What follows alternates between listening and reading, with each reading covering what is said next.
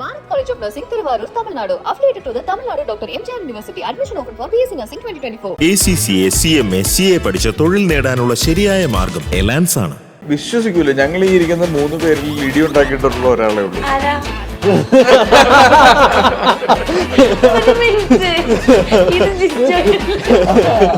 ഞാൻ കാണുന്നത് നന്മകരൻ ചളിയിൽ തലവനാണ്. ഞാൻ പറഞ്ഞ ഒരു ചളി പറയണൂലും ബൈസിക്കിൾ ദിവസവും സൺഡേ കൊണ്ട് വിജയ് സൂപ്പറൊക്കെ എഴുതി ആൾക്കാരെ ചിരിപ്പിച്ചിട്ടുള്ള ഒരാളാണ് ഞാൻ. ആൾക്കാർ ചിരിച്ചിട്ടുണ്ട്. ഞാൻ ചോദിക്കട്ടെ, ഇപ്പം റോഷാക്ക് ഇറങ്ങിയപ്പം ഒരു റോളക്സ് കിട്ടിയായിരുന്നു, അപ്പൊ ഇതിന് എന്തെങ്കിലും കൊടുക്കുന്നുണ്ടോ? ആവശ്യമില്ലാത്ത ചോദ്യങ്ങളൊക്കെ കട്ടി. നമ്മുടെ അടുത്തേക്ക് എത്തേണ്ട ചില സിനിമകൾ എത്താതിരിക്കുമ്പോഴാണ് നമുക്ക് വിഷമം ഉണ്ടാവുക. എൻ്റെ ഏറ്റവും പ്രശസ്തമായ എൻ്റെ ഒരു സ്വഭാവം എന്ന് പറയുന്നത് ഫോൺ എടുക്കാതിരിക്കുക എന്നുള്ളതാണ്. മാനേജർ ഇല്ല? ഉണ്ട്. മാനേജർ വിളിക്കുമ്പോഴും കിട്ടൂല. ഇപ്പൊ കിട്ടാത്തൊരു വൈഫിനെ വിളിക്കാൻ. ഒരുപാട് പടങ്ങളായാലും ചെയ്യുന്നത്. ഇനിയും what exciting you the most എന്ന് ചോദിച്ചാൽ എൻ്റെ ഉള്ളിലൊരു ഭയങ്കര ഒരു തോന്നലുണ്ട്. എൻ്റെ ഒരു കരിയർ ഇനി തുടങ്ങാൻ കിടക്കുന്നതേ ഉള്ളൂ. അതാണ് എനിക്ക് ഉള്ളൊരു എക്സൈറ്റ്മെന്റ്. അത് ഇതുവരെ ഞാൻ ചെയ്തത് ഒരു ഭയങ്കര എക്സ്പെൻസീവ് ആയിട്ടൊരു ഫിലിം കോഴ്സ് ചെയ്യുമായിരുന്നു. ഒരുപാട് പൈസ മുടക്കി. ഇപ്പം ഈ സിനിമയുടെ തുടക്കത്തിൽ മറ്റേ സ്റ്റാറ്റ്യൂട്ടറി വാർണിംഗ് വരില്ലേ, ചേട്ടനാളത് പറയണം. അപ്പൊ നമുക്ക് പെട്ടെന്ന് അല്ലു അർജുൻ പടത്തിലേക്ക് ശരിക്കും തലവൻ ഇനി അല്ലു അർജുൻ ആണെങ്കിലോ? നീ ഇപ്പൊ പറയും, കാണാത്തവർക്ക് അത്. ഹായ്, ബിഹാൻഡ് വുഡ്സ് ഐസിന്റെ ഇന്നത്തെ എപ്പിസോഡിലേക്ക് എല്ലാവർക്കും സ്വാഗതം. ഞാൻ പൂജ കൃഷ്ണ. സോ ഇന്ന് എൻ്റെ കൂടെ ഉള്ളത് തലവൻ പടത്തിന്റെ വിശേഷങ്ങളുമായി ജിസ് ജോയ്, അരുൺ ആൻഡ് ആസിഫിക്ക. ഹായ്. ഹലോ. എന്താണ്, നല്ല സന്തോഷമല്ലോ മുഖത്ത് അല്ലേ? സത്യമായിരുന്നു, ചെറിയൊരു ചീത്തയൊക്കെ പറഞ്ഞിരിക്കും.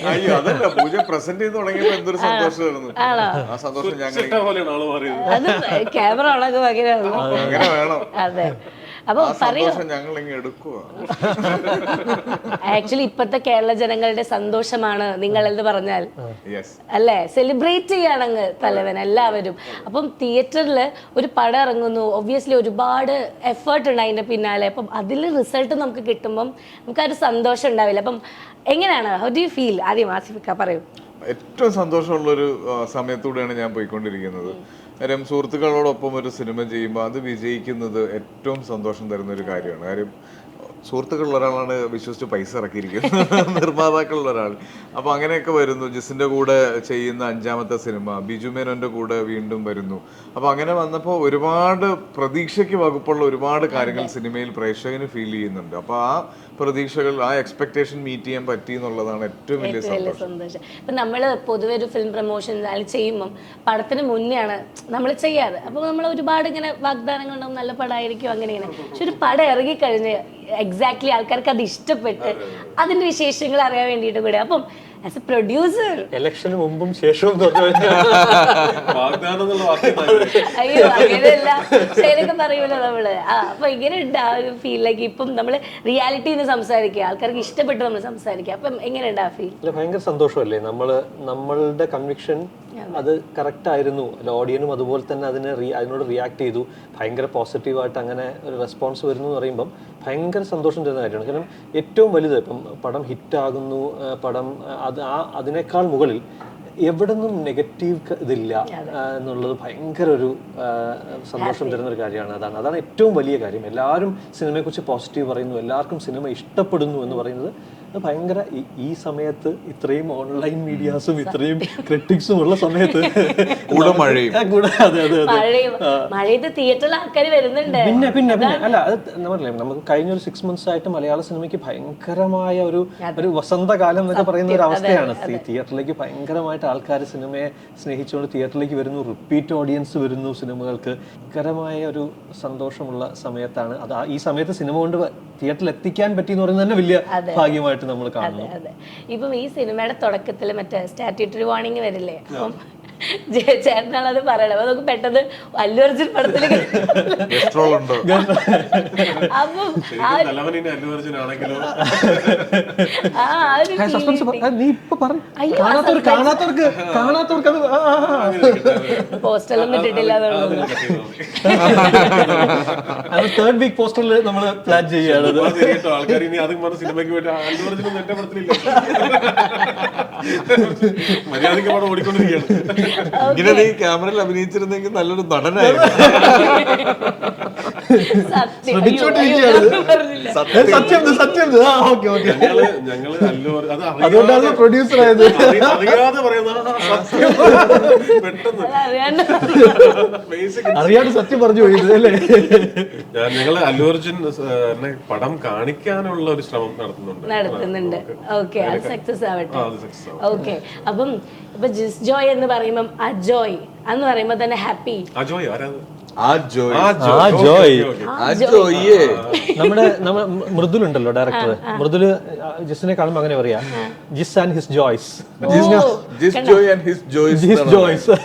ജിസ് ജോയും ജിസ് ജോയുടെ സന്തോഷങ്ങളും. അപ്പൊ ആ ജോയ് ആണ്. അപ്പൊ ഇത്രയും സിനിമകളിൽ അങ്ങനെ ഒരു ഫീൽ ഗുഡ് സാധനം എപ്പോഴും അതറിയാലോ, ഫീൽ ഗുഡ് ഡയറക്ടർ എന്നൊക്കെയാണ് വിളിച്ചിരുന്നത്. ഇപ്പൊ ഇതിലേക്ക് എന്ത് പറ്റി ഈ ഒരു ജോണർ എടുക്കാൻ? അല്ല അങ്ങനെ ഈ ജോണർ എനിക്ക് ഏറ്റവും ഞാൻ എൻജോയ് ചെയ്ത് കാണുന്ന സിനിമകൾ ഈ ചിരിക്കാനുള്ള സിനിമകളും ഇമോഷണൽ ആക്കുന്ന സിനിമകളും ത്രില്ലേഴ്സുമാണ്. എനിക്ക് ഭയങ്കര ഇഷ്ടമുള്ള. അപ്പൊ എനിക്ക് എല്ലാ ജോണറും ആയല്ലോ. അല്ല, ആക്ഷൻ ഉണ്ട്, ഹോറർ ഉണ്ട്, റൊമാൻസ് ഉണ്ട്, ഇഷ്ടം പോലെ ഉണ്ട്, ബയോപിക് ഉണ്ട്. അപ്പോൾ അങ്ങനെ എനിക്ക് പക്ഷെ ബയോപിക് ഭയങ്കര ഇഷ്ടമാണ്. അതേപോലെ തന്നെയാണ് ഇതും.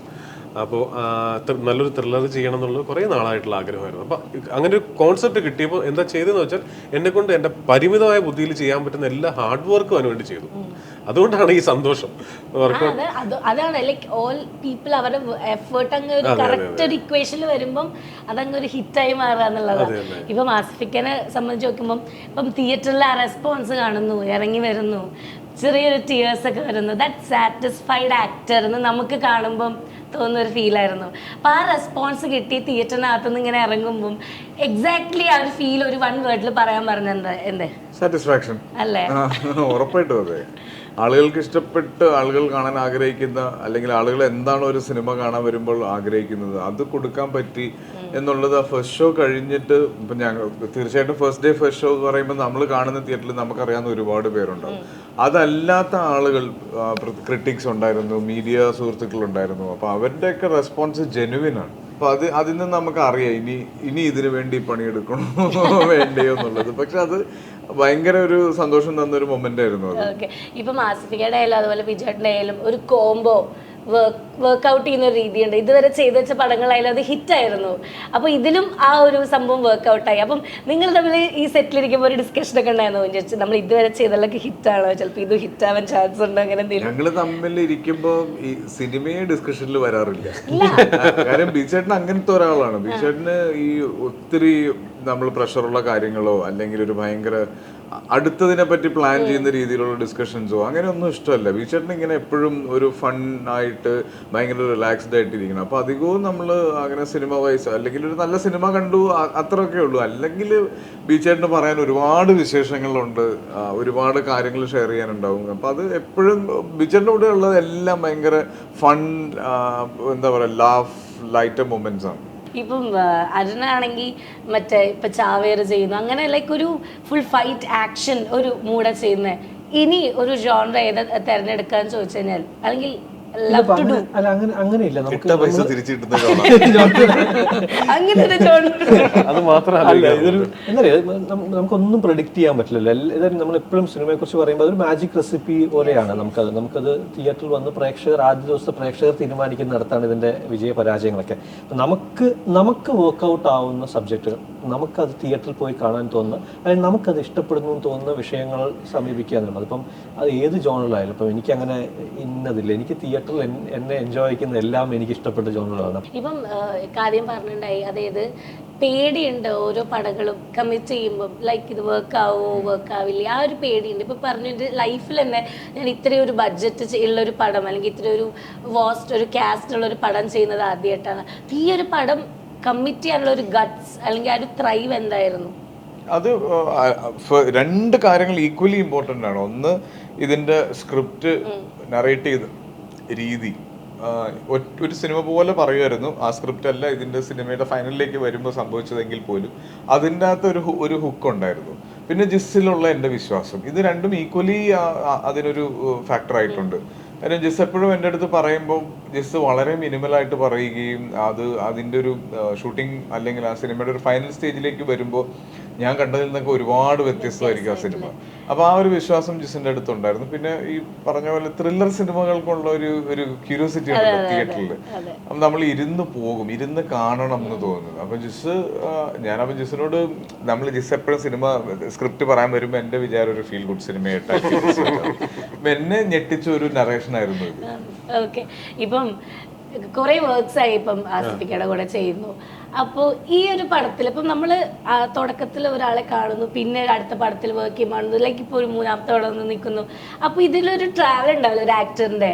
എന്തൊക്കെ മാറ്റങ്ങളാണ് ആദ്യത്തെ ഇപ്പം ആസ് എ ഡയറക്ടർ? എല്ലാവർക്കും ഉള്ള പോലെ, അതായത് സിനിമയെ വളരെ പാഷനേറ്റ് ആയിട്ട് കാണുന്ന ഹീറോ ക്യാരക്ടറൈസ് ചെയ്യുന്നവരും അല്ലാത്തവരുമായിട്ടുള്ള ഒരുപാട് പേരെ നമ്മൾ ശ്രദ്ധിക്കാറുണ്ട്. ഹീറോസ് അവരെ മാത്രമല്ല പറയുന്നത്, ഈ പറയുന്ന വളരെ സട്ടിലായിട്ട് ഏറ്റവും ലളിതമായിട്ട് കമ്മ്യൂണിക്കേറ്റ് ചെയ്യുക എന്ന് പറയുന്നതാണ് ഏറ്റവും ടഫസ്റ്റ് ആയിട്ടുള്ള കാര്യം. ഏറ്റവും ലളിതമായിട്ട്, അത് എല്ലാ കലാസൃഷ്ടിയും അങ്ങനെ തന്നെയാണ് ഞാൻ വിശ്വസിക്കുന്നത്. സിമ്പിളായിട്ട് ആൾക്കാർക്ക് കൂടുതൽ മനസ്സിലാക്കുക എന്ന് പറയുന്നത്. അപ്പോൾ ബൈസൈക്കിൾ തീവ്സിൽ കണ്ട ഇത് മുതൽ ബൈസൈക്കിൾ തീവ്സിൽ തന്നെ ക്യാരക്ടർ ഞാൻ കൊടുക്കും. എനിക്ക് പേടിയുണ്ട് ആസിഫ് എങ്ങനെയാണ് ചെയ്യാൻ പോകുന്നത്. കാരണം ഒരു പോയിന്റിൽ തോക്കൊക്കെ എടുത്ത് ഡീൽ ചെയ്യേണ്ടതാണ്. ഞാൻ 11 വർഷം മുമ്പാണ്. പക്ഷെ ആ സിനിമ അത്യാവശ്യം ചർച്ച ചെയ്യപ്പെട്ടു, അത്യാവശ്യം ഓടി, അതിന് കുറേ ആൾക്കാരുണ്ട്. അങ്ങനെയാണ് ഞങ്ങളുടെ ഒരു സിനിമയിലുള്ള അടുപ്പം തുടങ്ങുന്നത്. അപ്പോൾ അതിൽ ചോദ്യത്തിൻ്റെ ഉത്തരത്തിലേക്ക് വന്നാൽ ആസിഫ് എപ്പോഴും സട്ടിലായിട്ട് ഫീഡ് ചെയ്യുന്ന, എനിക്ക് തോന്നുന്നു എപ്പോഴും ഡയറക്ടേഴ്സ് ആക്ടറായിട്ട് തോന്നിയിട്ടുണ്ട്. ഇപ്പുറത്തെ സൈഡ് പക്കയാണെങ്കിൽ ആസിഫ് ഡബിൾ ഓക്കെയാണ്. എന്ത് ഫീഡ് ചെയ്യുന്നു അത് കൃത്യമായിട്ട് അതിന്റെ ബെറ്റർ വേർഷൻ തിരിച്ചു തരാൻ കഴിയും. ഒരു ആർട്ടിസ്റ്റിന് വേണ്ട ഏറ്റവും നല്ല ക്വാളിറ്റി എന്താണെന്ന് എന്നോട് ചോദിച്ചാൽ ഞാനിപ്പോൾ ഈ ലാസ്റ്റ് പറഞ്ഞതാണ്, പ്ലാൻ ചെയ്ത് പറഞ്ഞതല്ല. എന്ത് ഫീഡ് ചെയ്യുന്നു അതിന്റെ ബെറ്റർ ക്വാളിറ്റി തിരിച്ച് ഡെലിവറി ചെയ്യും. ഇത് മുന്നേ ഞാൻ കേട്ടിട്ടുണ്ടോ? ഇല്ല, ഞാൻ പറഞ്ഞിട്ടില്ല. ഇപ്പം ഞാൻ ഏതോ ഒരു ഇന്റർവ്യൂല് ആസിഫിക്ക പറഞ്ഞിട്ടുണ്ട്, അസുരവിത്ത് എന്നുള്ള പടത്തില് എനിക്ക് ആ ക്യാരക്ടർ ആക്ച്വലി ഞാൻ ചെയ്യേണ്ടതല്ലായിരുന്നു, അല്ലെങ്കിൽ എനിക്ക് ധരിക്കേണ്ട കുപ്പായമല്ലായിരുന്നു എന്നുള്ളത്. ഇപ്പൊ ഞാൻ ചോദിക്കുകയാണ്, ഇപ്പൊ അതേ ഒരു ക്യാരക്ടർ കിട്ടുകയാണെങ്കിൽ ഇപ്പത്തെ ആസിഫ് അലി എന്ന് പറയുന്ന ആ ഒരു ആക്ടർ കേപ്പബിൾ ആണോ അങ്ങനത്തെ ഒരു ക്യാരക്ടർ? എന്റെ പ്രായം കൊണ്ട് തന്നെ അതിൽ നിന്ന് ഒത്തിരി മുന്നോട്ട് വന്നത്, ഒരുപാട് എക്സ്പീരിയൻസസ് ഉണ്ടായിട്ടുണ്ട്. അപ്പൊ ഞാൻ അന്ന് ആ സിനിമയെ പറ്റി അങ്ങനെ പറയാൻ കാരണം എനിക്ക് AK സാജൻ എന്ന് പറഞ്ഞ സംവിധായകനും തിരക്കഥാകൃത്തുമായിട്ടുള്ള അടുപ്പം കൊണ്ടാണ്. ഞാൻ അങ്ങനെ പറയുമ്പോൾ അത് അദ്ദേഹത്തിന് മനസ്സിലാവും. മറ്റു ചില സംവിധായകർക്ക് ഞാനിപ്പോ ഞാൻ ആ പടം ചെയ്തത് എന്ന് പറഞ്ഞാൽ അവർക്കത് മനസ്സിലാവില്ല. പക്ഷെ സാജൻ അത് കൃത്യമായിട്ട് മനസ്സിലാവും. ആ സിനിമ ഒരിക്കലും ആ പ്രായത്തിൽ ഞാൻ ചെയ്യേണ്ട ഒരു സിനിമയല്ലായിരുന്നു. കാര്യം ആ സിനിമയ്ക്ക് വേറൊരാൾ ചെയ്തിരുന്നെങ്കിൽ അത് വേറൊരു ലെവലിൽ പോകേണ്ട ഒരു സിനിമയാണ്. കാര്യം എന്നെ അത്ഭുതപ്പെടുത്തിയത്, ഞങ്ങള് കുറ്റവും ശിക്ഷയും ഷൂട്ട് ചെയ്യാൻ ജയ്പൂരിൽ നിന്ന് പോയിട്ട് വിജയ് നഗർ എന്ന് പറഞ്ഞൊരു സ്ഥലത്താണ് ഷൂട്ട് ചെയ്യുന്നത്. അപ്പൊ ഞങ്ങള് ടാക്സി എയർപോർട്ടിൽ നിന്ന് പിക്ക് ചെയ്ത് കൊണ്ടുപോകുന്ന ആളെ ഇടയ്ക്കിടയ്ക്ക് എന്നെ ഇങ്ങനെ ഇയാള് എൻ്റെ അടുത്ത് ചോദിക്കുന്നത് ഹിന്ദിയിൽ ഒരു പേര് പറഞ്ഞിട്ട് ആ പടത്തിൽ അഭിനയിച്ച. അപ്പൊ ഞാനിത് അത് അസുരവിത്ത് ഡബ് ചെയ്ത് വന്നിട്ട് ഇയാള് TV-യിൽ കണ്ടിട്ടുണ്ട്. പുള്ളി അതിനെപ്പറ്റി എന്നോട് സംസാരിക്കുകയും ഞാനിങ്ങനെ ഒരു സെൽഫി കൂടെ എനിക്ക് പുള്ളി എടുത്ത് ചോദിക്കണം തോന്നി.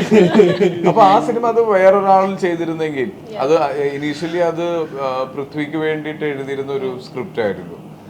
അപ്പൊ അത് അന്ന് പിന്നെ അതിന്റെ എന്തോ കുറെ ഡിസ്കഷൻസ് ഒക്കെ വന്ന് കുറെ നാൾ പടം ഷെൽഫ് ചെയ്തു. പിന്നെയാണ് അത് എൻ്റെ അടുത്തേക്ക് വരുന്നത്. അപ്പൊ എൻ്റെ ഒരു എക്സൈറ്റ്മെന്റ് വയലൻസിന് ശേഷം ചെയ്യുന്ന ഒരു സിനിമയിൽ ഭാഗമാവുക എന്നൊക്കെ ഉള്ളതായിരുന്നു. ഇപ്പൊ കേപ്പബിൾ ആണോ ചോദിച്ചാ ചെയ്തു നോക്കണം.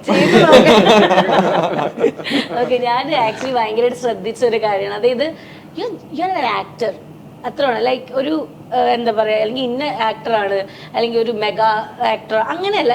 You are an actor. അത് അങ്ങനെയാണ് ഇപ്പം ആസിഫ് അലിനെ നമ്മൾ ഓരോ സിനിമയിൽ കാണുമ്പോഴും അങ്ങനെ തോന്നുന്നത്. അപ്പം ഇപ്പോൾ ഒരു ഇപ്പം ഇറങ്ങിയ ഒരു കുറച്ച് സിനിമകളായാലും നമുക്ക് ചെറിയ വേഷങ്ങളായാലും എന്തായാലും അതിൻ്റെ ഒരു പ്രസൻസ് ആസിഫിക്ക് അവിടെ കാണിക്കുന്നുണ്ട്. അപ്പോൾ അങ്ങനെ നമ്മളൊരു ആക്ടർ എന്നുള്ള നിലയ്ക്ക് അങ്ങനെ നമ്മൾ വർക്ക് ചെയ്യുന്നത് അത് എങ്ങനെയാണെന്നുള്ളൊരു ചോദ്യമാണ്. അത് എനിക്ക് അറിയിച്ചുള്ളൂ.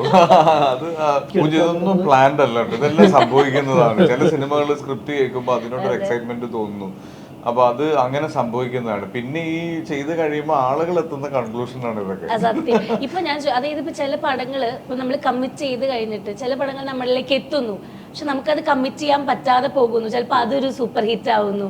അപ്പൊ ഒരുപാട് അപ്പം അങ്ങനെ ഡിസിഷൻ എടുക്കുന്നതിൽ അയ്യോ എവിടെയെങ്കിലും പാളി പോകുന്നുണ്ടോ അങ്ങനെയൊക്കെ തോന്നിയിട്ടുണ്ടോ? ഇതിൽ രണ്ട് കാര്യങ്ങളാണ്. ഒന്ന്, ഡിസിഷൻ എടുക്കുന്നത് നമ്മളാണെങ്കിൽ അത് പാളിയാലും ഇല്ലെങ്കിലും നമുക്കത് എഫക്റ്റ് ചെയ്യില്ല. ഒന്ന്, അത് എൻ്റെ തീരുമാനമായിരുന്നു, ഞാൻ വേണ്ടെന്ന് വെച്ചതാണ്, അത് വേണ്ട, അത് ഞാൻ ചെയ്തത് ശരിയാവില്ല. അല്ലെങ്കിൽ ഞാൻ വേണമെന്ന് വെച്ച് ചെയ്ത സിനിമ മോശമായി, അത് ഞാനാണ് വേണമെന്ന് വെച്ചത്, അത് ഞാൻ ചെയ്യേണ്ട സിനിമയാണ്, അത് സംഭവിച്ചു. നമ്മുടെ അടുത്തേക്ക് എത്തേണ്ട ചില സിനിമകൾ എത്താതിരിക്കുമ്പോഴാണ് നമുക്ക് വിഷമം ഉണ്ടാകുന്നത്. ഇപ്പൊ പ്രത്യേകിച്ച് എൻ്റെ ഏറ്റവും പ്രശസ്തമായ എൻ്റെ ഒരു സ്വഭാവം എന്ന് പറയുന്നത് ഫോൺ എടുക്കാതിരിക്കുക എന്നുള്ളതാണ്. പല സമയങ്ങളിലും എന്നെ ആളുകൾ വിളിക്കുമ്പോ കിട്ടാറില്ല. മാനേജർ വിളിക്കുമ്പോഴും കിട്ടൂല. ഫോൺ എടുക്കില്ല എന്ന് പറഞ്ഞാൽ അത് എല്ലാവരെയും ബാധിക്കുന്നതാണ്. നമ്മൾ വിളിക്കുമ്പോൾ നമുക്കും എല്ലാവർക്കും ഉണ്ട്. ഞാൻ ജിസുവൊക്കെ ആയിട്ട് പല സമയങ്ങളിൽ ജിസ് 20 മിനിറ്റ് ഒക്കെ എന്നെ ഉപദേശിച്ചിട്ടുണ്ട്. അതങ്ങനെയാണോ? അതെന്റെ ഒരു പടത്തിൽ പറഞ്ഞല്ലോ, എന്റെ മെയ്ക്കിന്റെ പ്രശ്നമായിരിക്കും. ഞാനത് ആ ഒരു സ്വഭാവം, അതൊരു സ്വഭാവമാണ്. അപ്പൊ അതുകൊണ്ട് തന്നെ എനിക്ക് ഒരുപാട് നല്ല സിനിമകൾ മിസ്സായിട്ടുണ്ട്. അത് പല സിനിമകളുടെയും 100ാം ദിവസം ആഘോഷിക്കുമ്പോൾ അവിടെ പോയി അവരുടെ കൂടെ ആഘോഷിച്ച് കുത്തി പറഞ്ഞ് നിൽക്കുമ്പോൾ ഒരു മൊമെന്റിൽ മാറ്റി നിർത്തിയിട്ട് ഇതിലേക്ക് നിന്നെയാണ് ആദ്യം വിളിച്ചത് എന്ന് പറയുമ്പോ എനിക്ക് വിഷമമുണ്ടായിരുന്നു. അതൊരു വിഷമം. പക്ഷെ ഇപ്പൊ ഈ കഴിഞ്ഞ 2 വർഷമായിട്ട് 1.5-2 വർഷമായിട്ട് അതിലൊക്കെ ഒരുപാട് മാറ്റമുണ്ട്. ഇപ്പൊ കിട്ടാത്ത ഒരു വൈഫിനെ വിളിക്കാം. ഓക്കെ, ഈ പടത്തിന്റെ ഒരു എൻഡിങ്ങിലേക്കൊക്കെ വരുമ്പോ നമുക്കൊരു സീക്വൽ നമുക്കൊരു പ്രതീക്ഷ തരുന്നുണ്ട് ഇല്ലേ? അപ്പൊ നമുക്ക് എന്താണ് ഇനി എക്സ്പെക്ട് ചെയ്യാൻ പറ്റുക? കാരണം ഒബ്വിയസ്ലി ഭയങ്കര ഒരു എക്സ്പെക്ടേഷൻ ആണ് ആദ്യം തന്നെ. അപ്പൊ ഈ സീക്വൽ ഇറങ്ങുന്ന പടങ്ങളുടെ ഒരു പ്രത്യേകത എന്ന് പറഞ്ഞു കഴിഞ്ഞാൽ നമുക്ക് ആ ഒരു പ്രോമിസ് കീപ്പ് ചെയ്യേണ്ട ഒരു ഇതുണ്ട്, എക്സ്പെക്ടേഷൻ കൂടും. അപ്പം അതെങ്ങനെ കീപ്പ് ചെയ്യും എല്ലാവരും? ഈ സിനിമയുടെ തലവന്റെ പ്രൊമോഷൻസ് ഞങ്ങൾ വന്നിരുന്നപ്പോ ഞങ്ങള് വളരെ ഒരാൾ പോലും, ബിജുവേട്ടനായാലും ആസിഫ് ആരും ഈ സിനിമയെ കുറിച്ച് വലിയത് പറയുന്നത് അങ്ങനെ പറയുന്ന ഒരു സമ്പ്രദായത്തോട്, കോടികളുടെ കണക്കിനോട് ഒന്നും നമുക്ക് യാതൊരു രീതിയിലും അതൊന്നുമല്ല സിനിമയ്ക്ക് വേണ്ടി സംസാരിക്കേണ്ടത്. സിനിമയ്ക്ക് വേണ്ടി സംസാരിക്കേണ്ടത് ആ സിനിമയാണ്. ആ സിനിമ സംസാരിക്കും. അത് എത്ര കുറച്ച് ഓടിയും കണ്ടാലും സിനിമ നല്ലതാണെങ്കിൽ മാറ്റിനേക്കും, അതിലൊരു തർക്കമില്ല കേട്ടോ. ഞാൻ എന്റെ സൺഡേ ഹോളിഡേയിലും വിജയ് സൂപ്പറിലും ഒക്കെ ഇത് കണ്ടതാണ്. വിജയ് സൂപ്പർ ഒന്ന് ഇറക്കുമ്പോൾ റിലീസ് ചെയ്യാനായിട്ട് മെയിൻ സെന്ററിൽ തിയേറ്റർ പോലും ഇല്ലായിരുന്നു, പ്രത്യേകിച്ച് എറണാകുളം പോലെ സ്ഥലത്ത്. അപ്പൊ അത് നമ്മൾ കണ്ടതാണ്. അപ്പോൾ അതുകൊണ്ട് തന്നെ ഇപ്പോൾ തലവൻ 2 ചെയ്യുമ്പോൾ നമുക്ക് ആ എക്സ്പെക്ടേഷൻ മീറ്റ് ചെയ്യണം. നമ്മളൊന്നും പറഞ്ഞില്ലെങ്കിലും ചിലപ്പോൾ ആൾക്കാർ ഇതിന്റെ ഒരു സീക്വൽ എന്നുള്ള രീതിയിൽ അത്രയും തന്നെ ഇപ്പൊ എന്ത് ഹാർഡ് വർക്കാണോ എടുത്തത്, ഞങ്ങൾ എല്ലാവരും, ഞാൻ മാത്രമല്ല എല്ലാവരും അതിന്റെ 3 times ഹാർഡ് വർക്ക് ചെയ്ത് എല്ലാവർക്കും ബോധ്യപ്പെടുന്ന ഒരു അവസ്ഥയുണ്ടെങ്കിൽ മാത്രമേ അത് സംഭവിക്കുകയുള്ളൂ. പക്ഷെ അത് സംഭവിക്കണം എന്നാണ് ഞാൻ ഈ സിനിമയ്ക്ക് ചെയ്തതിന്റെ എല്ലാത്തിന്റെയും 3 times. അത് മനസ്സിലാവുന്ന ഞാൻ വിട്ടായിരുന്നിട്ടില്ലേ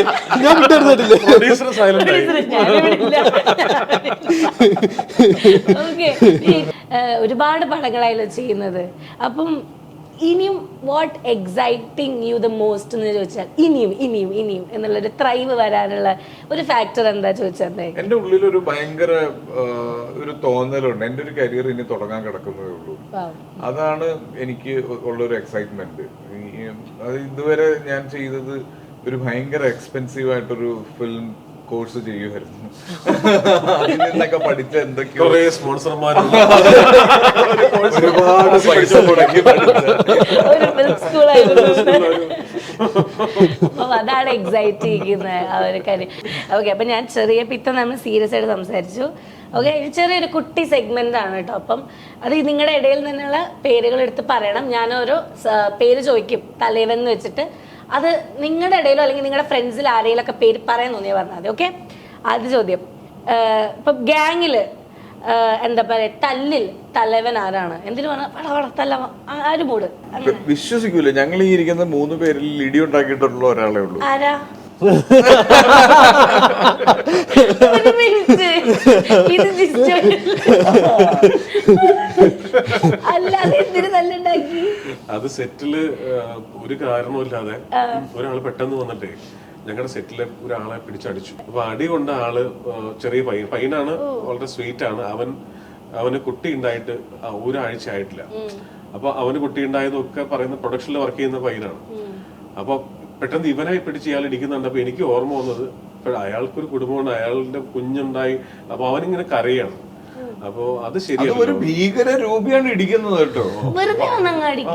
വെറുതെ ലിറ്ററലി വെറുതെ. കാരണം എന്താന്ന് പറഞ്ഞാൽ ഇവൻ കൈ കാണിച്ചപ്പോ അവൻ തിരിച്ച് കൈ കാണിച്ചില്ല. അവൻ അറിയില്ല ഇവൻ ആരാണ്. അപ്പൊ കൈ തിരിച്ച് കാണിച്ചില്ല എന്ന് പറഞ്ഞ് ഞങ്ങളുടെ ലൊക്കേഷനിൽ വർക്ക് ചെയ്യുന്ന ഏറ്റവും സാധുവായ ഒരുത്തന് ഇവൻ ഭയങ്കര മോശം ബ്രൂട്ടലായ രീതിയിൽ ഉപദ്രവിക്കുകയാണ്. ഇടിച്ച് ഇവിടെ ഒറ്റടിക്കനെ ഇവിടെ കലങ്ങിയിരിക്കുകയാണ് ഇങ്ങനെ. അവരോട് നിർത്ത് എന്ന് പലരും പറഞ്ഞു പിടിച്ചു മാറ്റാൻ നോക്കിയിട്ട് ഇയാള് പിന്മാറുന്നില്ല. ഞാൻ കാണുന്നത് നന്മതരം പിന്നെ അയാൾ എയറിൽ നിൽക്കുന്നു. ഒരു കാരണമില്ലാതെ ഇതെല്ലാം നിങ്ങളെ മറ്റേ അല്ലു അർജുന്റെ പടത്തിൽ അതല്ല ഞാൻ ആലോചിച്ച കാര്യത്തിലുള്ളത്. ഇപ്പൊ എന്തെങ്കിലും റീസൺ ഉണ്ടെങ്കിൽ അതൊക്കെ 100 പേരുണ്ട് സെറ്റിൽ. ഈ 100 പേരുള്ള സെറ്റിൽ അങ്ങനെ ഒരാൾ വന്ന് ഇടിച്ചിട്ട് പോയി കഴിഞ്ഞാൽ പിന്നെ നമ്മളൊക്കെ ആരായി? അടുത്ത പടത്തിലെ ഡയലോഗ്. അങ്ങനെ പോയാ. ഓക്കെ, അടുത്ത ക്വസ്റ്റ്യൻ. മുൻകോപത്തിൽ തലവൻ ആരാണ്? ഞാൻ അങ്ങോട്ട് ചോദിക്കാം, പൂജ എടുത്ത്. അതെ,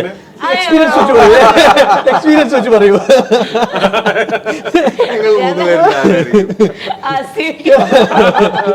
ഉത്തരം ശരിയാണ്.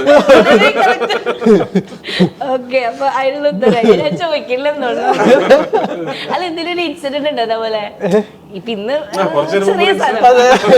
അല്ല, ബേസിക്കലി എനിക്ക് എന്താ എനിക്ക് ഉള്ളിൽ വെക്കുന്നത് ഇഷ്ടമല്ല. ഞാൻ അത് കഴിയും. അത് ആസിഫിന് ആകെ പ്രോബ്ലം ഉള്ള ഒരേ ഒരു കാര്യം ശബ്ദമാണ്. ഒരു പ്രോസസ്സിൽ ഏർപ്പെടുന്ന സമയത്ത്, അഭിനയിക്കുന്ന സമയത്ത് ഐലൈനിൽ ആരെങ്കിലും വന്ന് നിൽക്കുന്നതും അതിനോട് അവിടെ റെസ്പെക്ട് കിട്ടുന്നില്ല എന്നൊരു സംഭവം ഉണ്ട്. അതായത് ആസിഫിനോടല്ല, ആ പ്രോസസ്സിനോട്. അപ്പൊ മാത്രമേ ഞാൻ ഈ കഴിഞ്ഞ 6 പടത്തിൽ തിരിച്ചറിവുണ്ടായി. ഓക്കെ, അടുത്തത് പൈസ ചിലവാക്കുന്ന തലവൻ ആരാണ്? ഏറ്റവും കൂടുതൽ ദൂരത്തടിച്ച് ലാവിഷ് ആണോ? ഒരു സംശയമില്ല. തിരിഞ്ഞു നോക്കണ്ട. ഇങ്ങനെ ഫ്രണ്ട്സിലൊക്കെ ഇങ്ങനെ എക്സ്പെൻസീവ് ഗിഫ്റ്റ് അങ്ങനെ കൊടുക്കും. ഗിഫ്റ്റിന്റെ ട്രീറ്റുകൾ നമ്മള് അത് ശരി, അത് ആസിഫാണ്. ഞാൻ ചോദിക്കട്ടെ, ഇപ്പം റോഷാക്ക് ഇറങ്ങിയപ്പം ഒരു റോളക്സ് കിട്ടിയായിരുന്നു. അപ്പൊ ഇതിന് എന്തെങ്കിലും കൊടുക്കുന്നുണ്ടോ അങ്ങോട്ടും ഇങ്ങോട്ടൊക്കെ?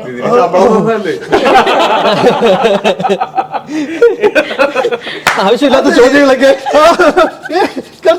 ചീത്ത പറഞ്ഞതിൽ ഞാൻ റിഗ്രറ്റ് ചെയ്തു. നല്ലൊരു ഐഡിയ. ആവശ്യമില്ലാത്ത ചോദ്യങ്ങളൊക്കെ കട്ട്. അതെന്താ, എനിക്ക് പോലും അത് തോന്നി. അത് ഗിഫ്റ്റ് ഒക്കെ കൊടുക്കാട്ടോ. അതെ, തീർച്ചയായിട്ടും. ഓക്കെ, അടുത്തത് കൂട്ടത്തിൽ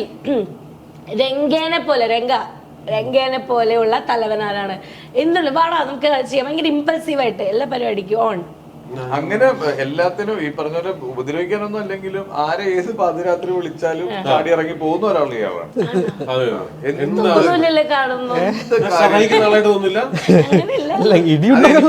എന്റെ ലൈഫിൽ 2 സുഹൃത്തുക്കളാണുള്ളത്. ഒന്ന് അജു എന്ന് പറഞ്ഞിട്ട് സിനിമയായിട്ട് ബന്ധമൊന്നുമില്ല, പിന്നെ അരുൺ.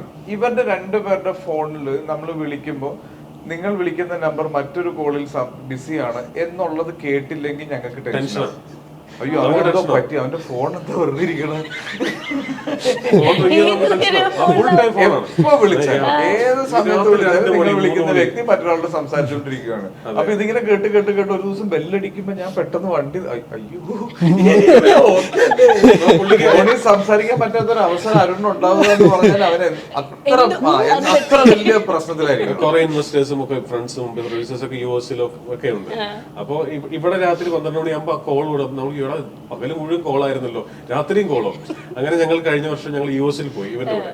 അപ്പൊ അപ്പോഴും രാത്രി 12 മണിക്ക് 1 മണിക്ക് കോൾ. അപ്പൊ ഇതാരാ വിളിക്കുന്നത്? അത് ഇന്ത്യയിൽ പകലല്ലതാ, ഇന്ത്യയിൽ ഇങ്ങോട്ടുള്ള കോള്.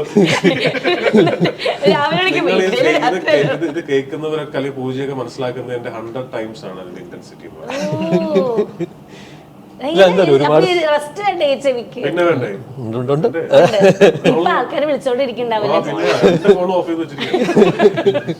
ഓക്കെ, അടുത്തത് ചളിയിൽ തലവൻ ആരാണ്? ചളി പറഞ്ഞ അങ്ങ് ഞാൻ ഒരു ചളി പറഞ്ഞു. അവനെല്ലാം ഹ്യൂമൻ വിചാരിച്ച് പറയുന്നതാണ്, പക്ഷേ മാത്രം എന്റെ തലയിലേക്ക് എടാ ഒന്നുമില്ലേലും ബൈസിക്കിൾ ദിവസം സൺഡേ കൊണ്ട് വിജയ് സൂപ്പറൊക്കെ എഴുതി ആൾക്കാരെ ചിരിപ്പിച്ചിട്ടുള്ള ഒരാളാണ്. അത് ചിരിച്ചിട്ടുണ്ട്. ഓക്കെ, ആക്ച്വലി നമ്മൾ പറയില്ലേ ഒരുപാട് നല്ല കാര്യങ്ങൾ സംഭവിക്കുമ്പം നമ്മളും ഭയങ്കര പോസിറ്റീവ് ആവും, ഇനിയും വർക്ക് ചെയ്യാനുള്ള ആ ഒരു എനർജി കിട്ടുന്നു. അപ്പൊ ആ എനർജി ആക്ച്വലി ആ ഓറ ഇങ്ങോട്ട് റിഫ്ലക്ട് ചെയ്യുന്നുണ്ട്. അപ്പൊ ഐ ആം സോ ഹാപ്പി. ഇനിയും ഒരു 2-3 മാസമൊക്കെ ഓടട്ടെ അല്ലേ തലവൻ? അതങ്ങ് ഓടിപ്പോട്ടെ, എന്താ പറയാ. അപ്പം എല്ലാവിധ ആശംസകളും. ഇതേപോലെ ഹാപ്പി ആയിട്ടിരിക്കുക. അടുത്ത പടം ഇതേപോലെ നമുക്ക് കിട്ടണം. Okay, so thank you so much. Thank you Pooja. Bharat College of Nursing, Tiruvallur, Tamil Nadu. Affiliated to the Tamil Nadu Dr. MGR University. Admission open for BSc Nursing 2024. ACCA CMA CA പഠിച്ച തൊഴിൽ നേടാനുള്ള ശരിയായ മാർഗം എലാൻസ് ആണ്.